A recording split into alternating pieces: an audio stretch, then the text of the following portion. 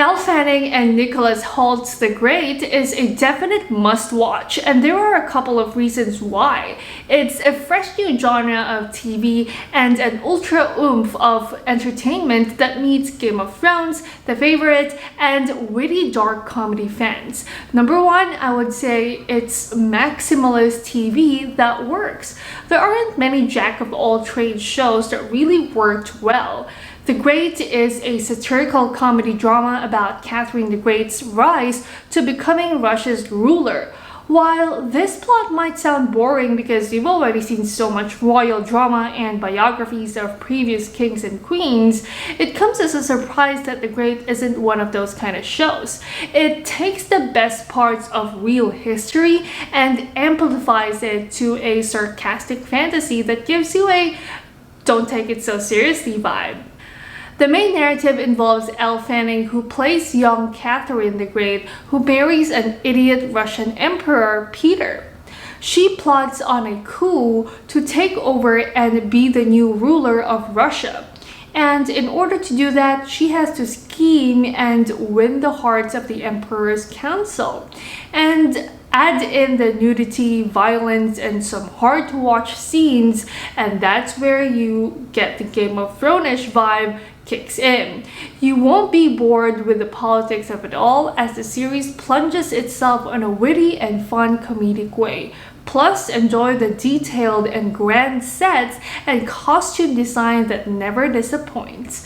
While the main plot of the coup and Catherine's ideas of a better Russia continues, you get to laugh on the side, you get to cover your eyes with not so pleasant images once in a while, you get to be distracted with a hint of violence, be intrigued with the love affairs that's going on, and of course, backbiting court ladies on the side, a perfect combo.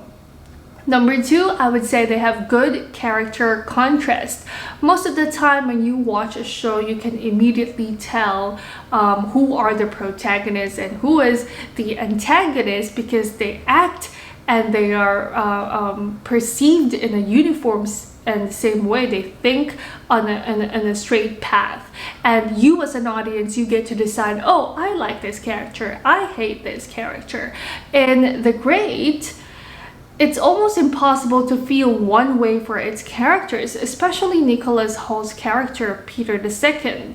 Yes, the series portrays him as a fool, drinks around and has affairs, and does not know how to be a ruler. Think of this side of him as King Joffrey equivalent in Game of Thrones. But another side of him boasts emotional attachment, vulnerability, and care. Think Joffrey's brother Tommen. So I struggled a couple of times in really hating this character, as he doesn't seem to be that much of an evil entity until he does something bad, and then good, and then bad. And it doesn't help that Nicholas Hoult looks so charming here as an emperor, so it just got me more intrigued to get to the next episode and the next episode after that to see if the character will turn or not. Number three, Elle Fanning. Can't think of a better reason to watch this show than it's Elle Fanning, who also executive produced the show. Honestly, when I watched the trailer, I envisioned the series to be like the movie Emma. If you guys watch that, I didn't like that, by the way. So I didn't expect much in The Great. And with Elle Fanning's always the good girl fantasy image, I expected it to be yet another one of her similar princessy characters. But of course, turns out I don't mind watching that version of her, given that the plot is so engaging.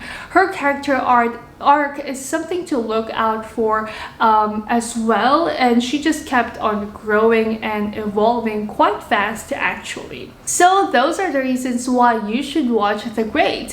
Have you watched this series yet? What do you guys think of that? Let's chat in the comments below, and I'll see you all next time.